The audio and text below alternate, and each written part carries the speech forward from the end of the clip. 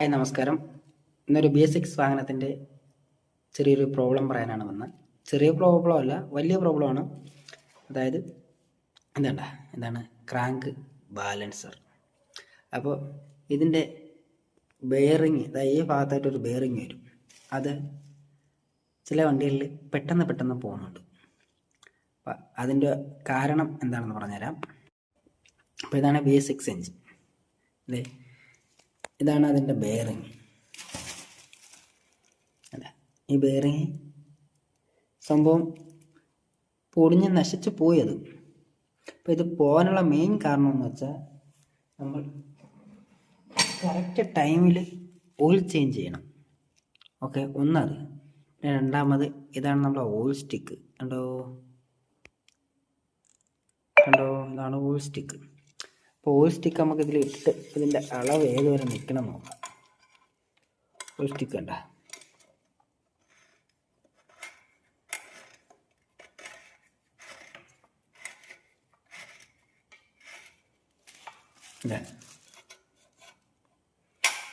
ഏകദേശം ഓയിലിൻ്റെ അളവ് നമ്മളിതിൽ ഒഴിക്കുമ്പോൾ ഓയിലിൻ്റെ അളവ് ഈ മട്ടത്തിലാണ് നിൽക്കുന്നത്. ഏകദേശം ഈ അളവിൽ ഓയിൽ നിൽക്കും എഞ്ചിനകത്ത്, കണ്ടോ.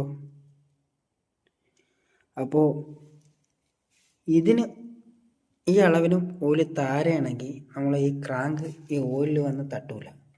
ഈ ക്രാങ്ക് ഓയിലിൽ വന്ന് തട്ടിയാലേ ഈ ഓയിൽ തെറിച്ച് ഈ ബെയറിങ്ങിലൊക്കെ എത്തുള്ളൂ, അല്ലാതെ വേറെ വഴിയില്ല ഇവിടെ ഓയിൽ വരാൻ. അപ്പം ഈ സ്റ്റിക്കിൽ നിന്നും ഓയിൽ താഴ്ന്നു നിന്ന് ഓടിയാൽ നമുക്ക് ഈ ബെയറിങ്ങിൽ ഓയിൽ എത്താതെ ബെയറിങ് പെട്ടെന്ന് നശിച്ചു പോകും. അതുകൊണ്ട് നമ്മൾ മാക്സിമം BS6 വാഹനത്തിൽ ഓയിൽ എപ്പോഴും ടോപ്പപ്പ് ചെയ്ത് ഓടിക്കാൻ നോക്കുക. അതായത് നമ്മൾ BS2 ഒക്കെ ആണെങ്കിൽ കുറച്ച് താഴ്ന്നു നിന്നാലും കുഴപ്പമില്ല. അതിൻ്റെ ഓയിൽ പമ്പ് തന്നെ ഓയിൽ എല്ലായിടത്തും എത്തിക്കാനുള്ള സിസ്റ്റം അതിൽ ചെയ്ത് വെച്ചിട്ടുണ്ട്. ഇതിലാണെങ്കിൽ ഓയിൽ പമ്പ് ഉണ്ട്, സാധനം ഓയിൽ പമ്പ് ഉണ്ട്.